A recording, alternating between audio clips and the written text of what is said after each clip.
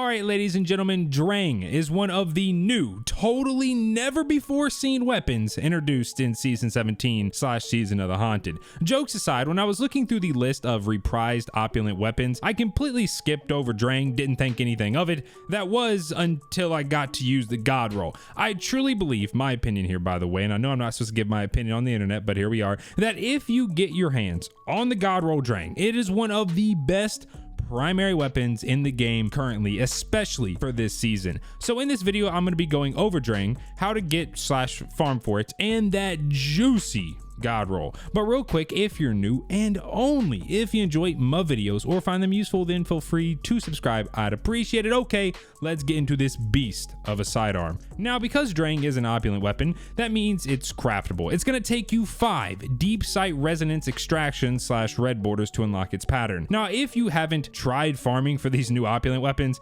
well, you're in for a grind. The current best farm to get your hands on red borders is by running around the Leviathan, collecting chests and hoping for an opulent key to drop, then taking that key and using it at an opulent chest, hoping for whatever weapon you want to drop, then hoping some more for it to be a red border, then do that however many times for its pattern. Now, there is a way to speed this up, and that is by getting upgrades from the Crown of Sorrow at the helm. Picking up the opulent weapon focusing upgrade will allow you to directly purchase opulent weapons on the second page. Buying said weapon will have a chance for it to drop as a red border. Then picking up the focusing deep sight upgrade will guarantee the first weapon you focus every week will be a red border. But getting these upgrades is going to require Crown of Sorrow reputation, and a lot of it, and it takes forever to farm. So whichever route you take, or if you do a combination of both, which is what I would recommend. I mean, if you're already running around the Leviathan looking for these chests, might as well be doing patrols, bounties, and collecting resources. Either way you look at it, it's gonna take some time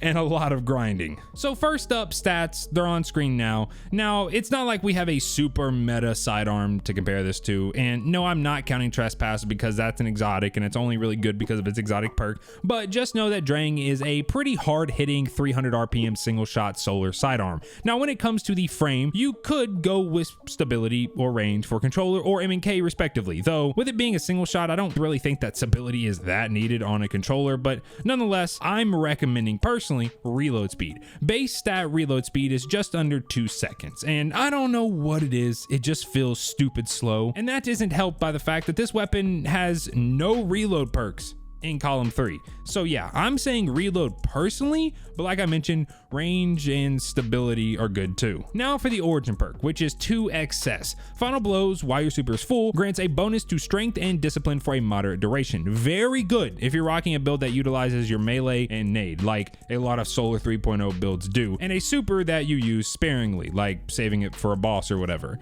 Now for column 1, where you'll find a pretty standard assortment of 9 barrels. You'll see them on screen. I would honestly just go with range. Like I mentioned, not too sure how useful stability would be on this thing, even for a controller. Now, with that being said, if you're on M&K, you can just pretty much go balls to the wall with full bore, but for controller, I'd stick with hammer forge, small bore, or even corkscrew. All of these are going to add range with no penalties, like no downsides. There's also extended barrel, which I really like, but it kind of zaps your handling a bit. Then for column 2, you have 7 mag options. Now, like I mentioned, I can't stand the reload speed, so I'm personally going with flared magwell or tactical mag, but if the reload speed doesn't bother you, then just go with accurized. More range is always good. Okay, so now for the juicer magooser columns. In column 3, you got 6 perks. Disruption break, moving target, well-rounded, quick draw, wellspring, and eye of the storm. Now, I'm not saying all the perks in this column are trash, because none of them are reload perks, but that's what I'm saying. The only logical recommendation here is Disruption Break. Due to sidearms having anti-barrier this season and a lot of things having solar shields, you can break their shield then switch to a high damage kinetic. Now, there are 2 other perks, alternatives if you will, that might be good if you prefer them. The first one being well-rounded for a stacking bonus to stability, handling, and range whenever you throw a grenade or hit a target with a charged melee.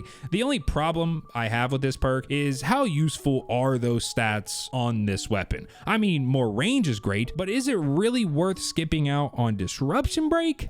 Then the other perk is Wellspring, which I would rank above Well-Rounded, but the only problem is pretty much all the Solar 3.0 builds give you your abilities back almost instantly anyway. But if you're finding one of your abilities isn't charging as fast as you'd like, then I could see possibly taking this over Disruption Break. And finally, column 4, where there are 6 perks: Vorpal Weapon, Zen Moment, Incandescent, Turnabout, Rampage, and Swashbuckler. Honestly, I could have probably just stopped talking after saying Incandescent. Yes, Rampage and Swashbuckler are great perks, but until you've used Incandescent with literally any form of a Solar 3.0 build, you just don't understand how good it is. Everything you kill blows up and spreads Scorch. Then once an enemy has enough Scorch stacks, they blow up, spreading more Scorch, so on and so forth. Just an amazing chain reaction. It's essentially the Volatile Rounds of this season, but for Solar. Constant explosions, and it's just incredible. My overall thoughts on Drang with this God Roll is it's probably one of the best primaries in the game currently if you're running a Solar 3.0 build, which, let's face it, pretty much everyone is, at least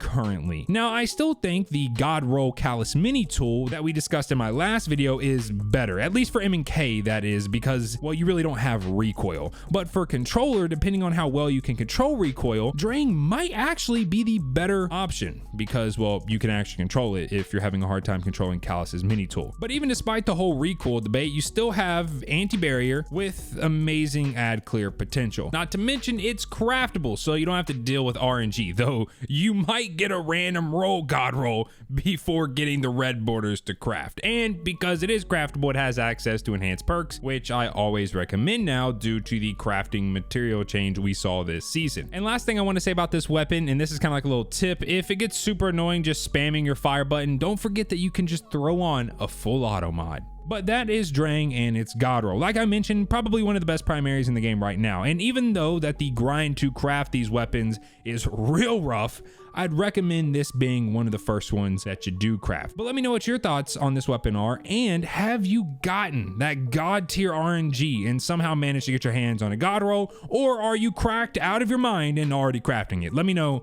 down below. With all that being said, rest of the gameplay is going to be a Drang Incandescent roll, just so you can see some raw gameplay of just how powerful this thing is. Feel free to drop a like if you enjoyed the video, and I will catch you all in the next one. Peace.